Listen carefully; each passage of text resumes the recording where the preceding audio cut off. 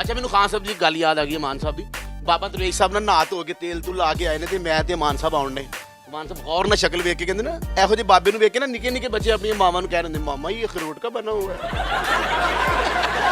ਬਾਬਾ ਜੀ ਨੇ ਨਵਾਂ ਘਰ ਬਣਾਇਆ ਬੜਾ ਵੱਡਾ, ਤੇ ਮੈਂ ਜ਼ਰਗੂਨ ਤੇ ਭਾਈ ਨਮਾਨਤ ਅਸੀਂ ਗਏ ਆ ਤੇ ਬਾਬਾ ਜੀ ਡਰਾਇੰਗ ਰੂਮ ਵਿਖਾ ਰਹੇ ਨੇ, ਕਹਿ ਰਹੇ ਨੇ ਇਹ ਕਮਰਾ ਵੇਖੋ, ਇਹ ਕਮਰਾ। ਕਹਿੰਦੇ ਨੇ ਘਰ ਤੇਰਾ ਬਹੁਤ ਅੱਛਾ ਹੈ, ਲੇਕਿਨ ਬਾਹਰ ਵਿਆਹ ਕਰ ਥੜੀ ਤੇ ਲੋਕੀ ਕਹਿਣਗੇ ਅਰੇ ਕਿੰਨੇ ਕੁ ਸੌਖੇ ਨੇ, ਮੰਗਤਾ ਵੀ ਆਪਣਾ ਲੈ ਲਿਆ। ਉਹ ਮੈਂ ਨਾ ਸਰਦੀ ਠੰਡ ਬੜੀ ਹੁੰਦੀ ਤੇ ਮੈਨੂੰ ਅਮਾਨੁੱਲਾ ਸਾਹਿਬ ਨੇ ਕਾਲ ਕੀਤੀ ਤੇ ਮੇਰੀ ਬੇਗਮ ਨੇ ਕੋ ਚੁੱਕ ਲਿਆ। ਨਵਾਂ ਨਵਾਂ ਮੇਰੀ ਸ਼ਾਦੀ ਹੋਈ, ਕਹਿੰਦੀ ਅੰਕਲ ਉਹ ਤੇ ਸੁੱਤੇ ਨੇ। ਕਹਿੰਦੇ ਨੇ ਪੁੱਤਰ ਵੇਲਾ ਹੁਣ ਸੁੱਤਾ ਨਹੀਂ ਉੱਠ ਰਿਹਾ, ਕੱਲ ਨੂੰ ਇਹਨੇ ਰਿਸ਼ਤੇਦਾਰਾਂ 'ਚ ਕਹਿਣਾ ਇੰਨੀ ਭਾਰੀ ਆਈ ਹੈ। ਹਜ਼ਾਰਾਂ ਗੱਲਾਂ ਭਾਈ ਮਾਨ ਦੇ ਨਾ ਵੱਡੇ ਵੱਡੇ ਬਾਤ। ਤੇ ਭਾਈ ਮਾਨ ਗੱਡੀ ਚਲਾ ਰਿਹਾ ਤੇ ਨਾਲ ਮਾਨ ਸਾਹਿਬ ਬੈਠੇ ਤੇ ਪਿੱਛੇ ਮੈਂ ਬੈਠਾ। ਕਹਿੰਦੇ ਨੇ ਰਾਤੀ ਅਸੀਂ ਨਾਜ਼ ਗਏ ਤੂੰ ਮਿਲਿਆ ਹੀ ਨਹੀਂ। ਮੈਂ ਕਿਹਾ ਉਸਤਾਦ ਜੀ ਮੈਂ ਤੇ ਉੱਥੋਂ 1 ਵਜੇ ਨਿਕਲਿਆ। ਕਹਿੰਦੇ ਤੈਨੂੰ ਇੰਜ ਯਕੀਨ ਨਹੀਂ ਆਉਣਾ। ਅਮਾਨਤ ਭਾਈ ਦੇ ਸਿਰ ਤੇ ਹੱਥ ਰੱਖ ਕੇ ਕਹਿੰਦੇ ਮੇਰੀ ਅੰਮੀ ਦੀ ਕਸਮ ਹੈ। ਮੈਂ ਕਿਹਾ ਖਾਨ ਸਾਹਿਬ ਖੁਸ਼ ਨਸੀਬ ਬੰਦੇ ਹੋ, ਅੱਲਾ ਨੇ ਇੰਨੇ ਬੜੇ ਬੱਚੇ ਦਿੱਤੇ ਨੇ, ਖੁਸ਼ ਨਸੀਬ ਹੋ। ਕਹਿੰਦੇ ਚੁੱਪ ਕਰ ਜਾ ਭਰਾਵਾ, ਇੰਨੇ ਬੱਚੇ ਨਵਾਉਣ ਲੱਗੀ ਨਲਕਾ ਚਲੇ ਜਾਂਦਾ ਹੀ। ਉਹਨਾਂ ਦਾ ਹਰ ਵਾਕਿਆ ਖਾਨ ਸਾਹਿਬ ਦੀ ਇੱਕ ਗੱਲ ਦੇ ਨਾਲ ਫੰਕਸ਼ਨ ਸ਼ੁਰੂ ਹੋ ਜਾਂਦਾ ਸੀ। ਕਹਿੰਦੇ ਨੇ ਅੱਲਾ ਨਾ ਕਰੇ ਕਰੋੜਾਪਤੀ ਬੰਦੇ ਦੀ ਸੜਕ ਤੇ ਜਾਂਦੇ ਗੱਡੀ ਵੱਜੇ ਨਾ, ਉਹ ਸਿਗਰਟ ਲਾ ਕੇ ਹੱਸ ਰਿਹਾ ਹੁੰਦਾ ਸੀ, ਮੈਨੇ 12 ਲੱਖ ਕੇ ਲਈ ਔਰ ਬੇੜਾ ਗਰਕ ਹੋ ਗਿਆ।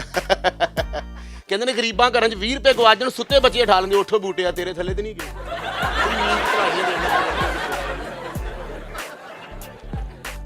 ਤੂੰ ਗੱਲਾਂ ਅੱਛੀਆਂ ਕਰਨਾ ਕੱਲ ਆ। ਮਾਸ਼ਾਅੱਲਾ ਦਰਵੇਸ਼ ਸਾਹਿਬ ਬਾਬੇ ਵਾਲ ਤੇ ਵੇਖੋ, ਮਾਸ਼ਾਅੱਲਾ ਤਮਾਕੂ ਖਾਣ ਵਾਲਾ ਬਿੱਲਾ ਹੁੰਦਾ ਹੈ। चौकी भाई वाले साहब की कोई आइटम सुनाए। ਬੇਟਾ ਜਿੰਨੀਆਂ ਵੀ ਆਈਟਮਾਂ ਹੋ ਰਹੀਆਂ, ਜਿੰਨੀਆਂ ਜੁਗਤਾਂ ਹੋ ਰਹੀਆਂ, ਸਾਰੀਆਂ ਮਾਨ ਸਾਹਿਬ ਦੀਆਂ ਨੇ। ਅੱਛਾ ਖਾਨ ਸਾਹਿਬ ਦੀ ਇੱਕ ਆਈਟਮ ਕਹਿੰਦੇ ਨੇ ਕਿ ਜਿਹੜੇ ਬੰਦੇ ਅਮਰੀਕਾ ਕੈਨੇਡਾ ਦੇ ਹੁੰਦੇ ਨੇ ਉਹ ਸੱਚੀ ਮੁੱਚੀ ਦੇ ਅਮੀਰ ਹੁੰਦੇ ਨੇ, ਜਿਹੜੇ ਅਬਾਈ ਅਮੀਰ ਹੁੰਦੇ ਨੇ। ਕੁਝ ਲੋਕ ਨਾ ਚੰਗੋਂ ਆ ਕੇ ਡਿਫੈਂਸ ਸੈੱਟ ਹੋ ਜਾਂਦੇ ਨੇ, ਉਹਨਾਂ ਦਾ ਦਿਲ ਕਰਦਾ ਕੋਈ ਪਿੱਛੋਂ ਨਾ ਮਿਲਣ ਆ ਜੇ, ਸਾਨੂੰ ਕੋਈ ਮਹਿਮਾਨ ਮਿਲਣਾ ਸੀ ਆ ਜੇ, ਇਹਨਾਂ ਨੂੰ ਡਰਾਇੰਗ ਰੂਮ 'ਚ ਬਿਠਾ ਕੇ ਅੱਗੇ ਚਾਏ ਬਿਸਕਿਟ ਰੱਖ ਕੇ ਨਾ, ਤੇ ਛੋਟਾ ਜਿਹਾ ਬੱਚਾ ਪਾਇਆ ਹੁੰਦਾ, ਉਹ ਮਹਿਮਾਨ ਨਾਲ ਗੱਲਾਂ ਕਰਨ ਡਿਆ ਹੁੰਦਾ। ਅੰਕਲ ਆਪ ਕਿਆ ਲੈਣੇ ਆਤੇ ਹੋ ਹਮਾਰੇ ਘਰ ਮੇਂ ਅੰਕਲ, गंदे अंकल हमारे सारे बिस्किट भी खा गए, अंकल नाखून भी नहीं काटते, आपकी मिस नहीं मारती आपको। जानती बड़ी गौर ना शक्ल देख के कहते अंकल आपकी शक्ल ना हमारे ड्राइवर से मिलती है। शौकी साहब माशाल्लाह बड़ी मेहरबानी तुसी। बच्चे ये सब कुछ आपके डैडी का है, आप लोगों की मेहरबानी। आपकी मेहरबानी, आपने अपने फारिग टाइम में से हमें, आपने कहीं नहीं जाना था, आपने कुछ नहीं करना था, आपने उसमें से टाइम निकाला हमारे लिए, मेहरबानी। ਅਮਾਨਤ ਅਲੀ ਸਾਹਿਬ ਸਾਡੇ ਭਰਾ ਨੇ, ਅੱਲਾ ਇਹਨਾਂ ਨੂੰ ਜ਼ਿੰਦਗੀ ਦੇਵੇ। ਇੱਕ ਤੇ ਹੁੰਦਾ ਨਾ 20 ਮਰਲਿਆਂ ਦਾ ਮਕਾਨ, ਇਹਨਾਂ ਦਾ 25 ਤਰਲਿਆਂ ਦਾ। और दरवेश साहब माशाल्लाह बंगाल ਦਾ ਡੋਲਾ ਹੁੰਦਾ ਹੈ।